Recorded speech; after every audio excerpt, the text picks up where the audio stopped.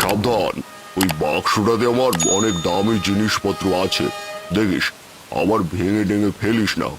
না না বাবু, আপনি একদম চিন্তা করবেন না, এসবে আমার অভ্যেস আছে। কম বছর তো আর কুলির কাজ করছি না। আহা, বড্ড বেশি বকিস তুই। এখন যে কি করি, ট্রেনটা এখানে নষ্ট হওয়ার ছিল, এখন তো কোনো গাড়ি ঘোড়াও পাবো না, তারপর চারিদিকে যা বৃষ্টি হচ্ছে। না না বাবু, এই অবেলায় আপনি কোনো গাড়ি পাবেন না, আবার সেই কাল বিকেল। কি জ্বালায় পড়লাম বল দেখি। আশেপাশে কোনো আত্মীয়ের বাড়িও নেই যে রাতটা সেখানে কাটাবো। বাবু, আপনি কোথায় যাবেন? সে অনেক দূর, তোকে নাম বললে তুই চিনবি না। কথাটা বলেই রমেশ খুব চিন্তায় পড়ে গেল। তখন হারু আমতো আমতো করে বলল, আগে বাবু, আপনি অভয় দিলে একটা কথা কইতে পারি। তোর আবার কি কথা? না মানে, আপনি যদি চান আজকের রাতটা আমার বাড়িতে কাটাতে পারেন। হারুর কথায় রমেশ অবাক হয়ে বলল, তোর বাড়িতে? এই ছোকরা, তোর আবার চুরি টুরির কোনো ধান্দা নেই তো? রমেশের কথায় হারু দাঁতে জিহ্বা কেটে বলল, ছি ছি বাবু, আপনি আমায় এত ছোট ভাবলেন। গরিব হতে পারি, তাই বলে চোর নই আমরা। কোথায় আপনি সমস্যায় পড়েছেন, তাই আপনাকে সাহায্য করতে চাইলাম, আর আপনি বলছেন চুরি করব। হারুর কথাগুলো শুনে রমেশ মনে মনে ভাবল, না, আমার হাতে তো আর কোনো উপায় নেই। এই অজ পাড়াগায় তো কোনো হোটেলও পাবো না, তার চেয়ে বরং এই কুলির বাড়িতেই রাতটা কাটাই। কি হলো বাবু, যাকে আপনি বরং আমার পাওনা গন্ডা বুঝিয়ে দিন, আমি চলে যাই। আহা, রাগ করছিস কেন? আসলে কি বলতো, দেশটা তো চোর ছাচোরে ভরে গেছে, তাই কাকে বিশ্বাস করব আর কাকে করব না সেটাই বুঝতে পারি না। ও সব শুনে আমার কাজ নেই বাবু, আপনি আমার পাওনাটা বুঝিয়ে দিন, আমি বাড়ি চলে যাব। না মানে, তাই বলে তুই আমায় একা একা এখানে রেখে যাবি? আমি তো বললুম চলুন আমার সঙ্গে, আপনি তো যেতে চাইলেন না, এখন আমার কি দোষ? এবার হারুর উত্তরে রমেশ বলল, বেশ, তুই যখন এত করে বলছিস, তাহলে চল তোর বাড়িতেই যাই। রমেশের কথায় হারু খুশি হয়ে বলল, সত্যি বাবু, যাবেন আমার বাড়ি? এছাড়া তো কোনো উপায় দেখছি না, কি আর করা, চল তাহলে। বেশ, তাহলে আমি আপনার মাথায় ছাতাটা ধরছি, আপনি সাবধানে হাঁটুন, এই চারপাশটা বৃষ্টির জলে পিছলে হয়ে আছে।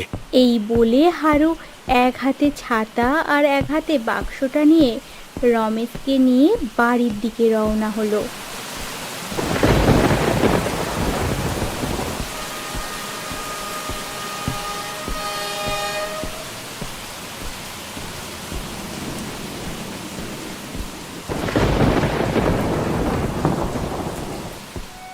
এই যে বাবু, এইটাই হলো আমার বাড়ি। এ মা, এটা তোর বাড়ি? এমন একটা টিনের বাড়িতে তুই থাকিস? কি আর করব বাবু, আমি তো একজন গরিব কুলি, তবে আপনার এখানে খারাপ লাগবে না। এই কই গগিন্নি, কোথায় গেলে? এই তাড়াতাড়ি একবার বাইরে এসো তো।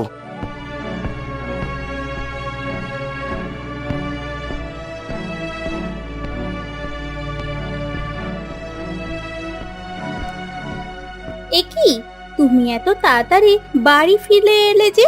হ্যাঁ গো, বাড়িতে নতুন অতিথি নিয়ে এসেছি। বাবু শহর থেকে এসেছেন, যাওয়ার কোনো জায়গা নেই দেখে বাড়িতে নিয়ে এলো। দেখো, বাবুর যেন কোনো সমস্যা না হয়। আসুন বাবু, ভেতরে আসুন।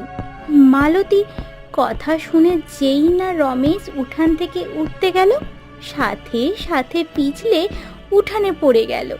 সেই দেখে হারুর ছেলে শিমুল জোরে জোরে হাসতে লাগলো। রেলগাড়ি জমাজম, পা পিছলে আলুর দম। ওরে বাবা রে, মরে গেলাম রে। এই ছেলে, দাঁত বের করে হাসছিস কেন? এই দেখি দেখি বাবু, কোথাও ব্যথা পেলেন নাকি? এই শিমুল, হাসছিস কেন? মেরে পিঠের ছাল তুলে দেবো, যা এখান থেকে। কিছু মনে করবেন না বাবু, ছোট মানুষ ভুল করে হেসে ফেলেছে। আপনি ঘরে চলুন, আমরা আপনার স্নানের ব্যবস্থা করছি। এই বলে হারু রমেশকে ঘরের ভিতরে নিয়ে গেল।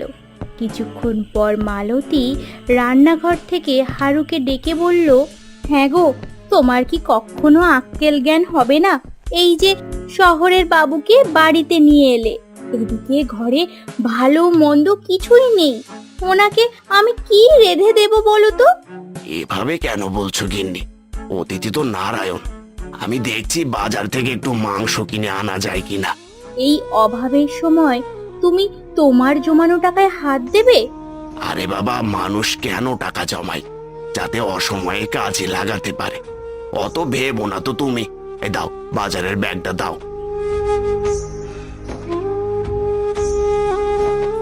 এই বলে যখন হারু বাজারের দিকে রওনা হচ্ছিল, তখন রমেশ তাকে ডেকে বলল, এই কি যেন নাম তোর? আমার নাম হারু বাবু। কেন, কিছু বলবেন? এই নে, এই টাকাটা রাখ। বাজার থেকে ভালো মন্দ কিছু নিয়ে আসিস। আসলে কি বলতো, আমার তো আবার খারাপ খাওয়ার অভ্যেস নেই। ছি ছি, এ আপনি কি বলছেন? আমার বাড়িতে আপনি অতিথি হয়ে এসেছেন, এতেই তো আমার কপাল খুলে গেছে। আমি আপনার থেকে টাকা নিতে পারবো না। দেখি, আমার যা সামর্থ্য তাই দিয়ে আপনাকে খাওয়াবো। এ কথা বলে হারু বাজারে রওনা হলো।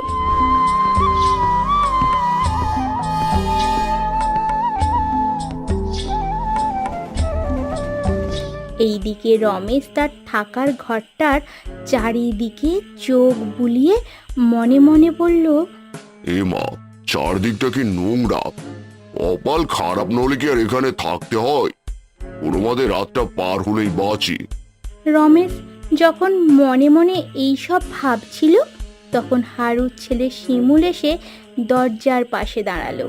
কিরে, ওখানে দাঁড়িয়ে আছিস কেন? মা পাঠালো, তখন আপনি পড়ে গেছিলেন দেখে আমি হেসেছিলাম। এজন্য মা আমায় অনেক বকেছে। ঠিকই করেছে। এবার যা, বের হও এখান থেকে। কিন্তু মা যে আপনার জন্য লুচি পায়েস পাঠালো। লুচি পায়েসের কথা শুনেই রমেশের মুখে যেন এক গাল হাসি চলে এলো।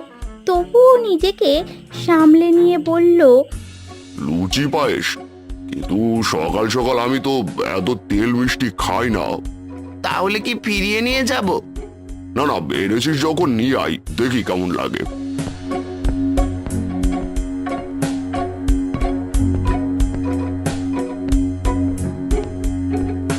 রমেশের কথায় শিমুল লুচি আর পায়েস দিয়ে সেইখান থেকে চলে গেল।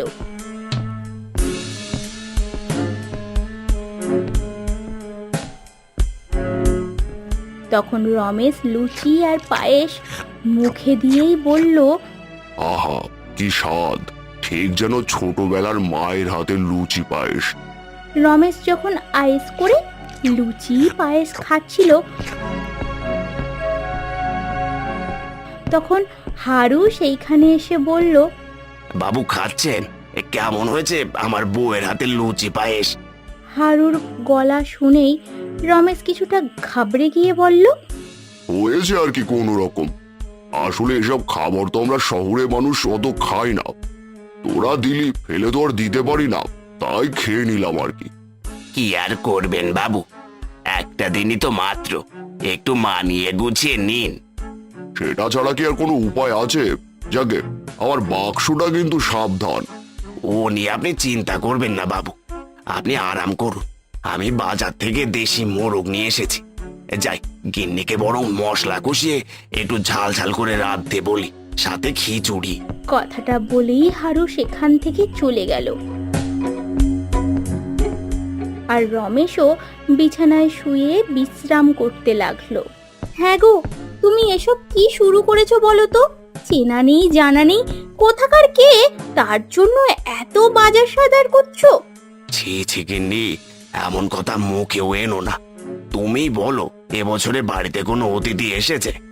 এখন যে এসেছে তাকে যদি একটু যত্ন আত্তি না করি তাহলে কি চলে? তাই বলে এত কিছু? সকালে লুচি পায়েস, এখন আবার দেশি মোরগের ঝোল। এমন করলে যে সব টাকা একদিনেই শেষ হয়ে যাবে। হলে হবে, মেয়ে মানুষ অত কথা বলতে নেই। যা বলেছি তাই করো। দেখি, বাবুকে নিয়ে একটু পুকুর পাড়ে যায়। শহরের মানুষ মাছ ধরতে দিলে খুব খুশি হবে। এই বলে হাসি মুখে হারু আবারও রমেশের ঘরে গেল। বাবু কি ঘুমোচ্ছেন? হে হারু, আয় ভেতরে আয়। চলুন বাবু, আপনার জন্য মাছ ধরার ব্যবস্থা করেছি, দেখবেন আপনার ভালো লাগবে। মাছ ধরার কি বলিস? তোর আবার পুকুরও আছে নাকি? হ্যাঁ বাবু, তা একটা আছে। চলুন আমার সাথে, দেখবেন এই বৃষ্টিতে মাছ ধরার মজাই আলাদা। হারুর কথা শুনে রমেশ মনে মনে ভাবল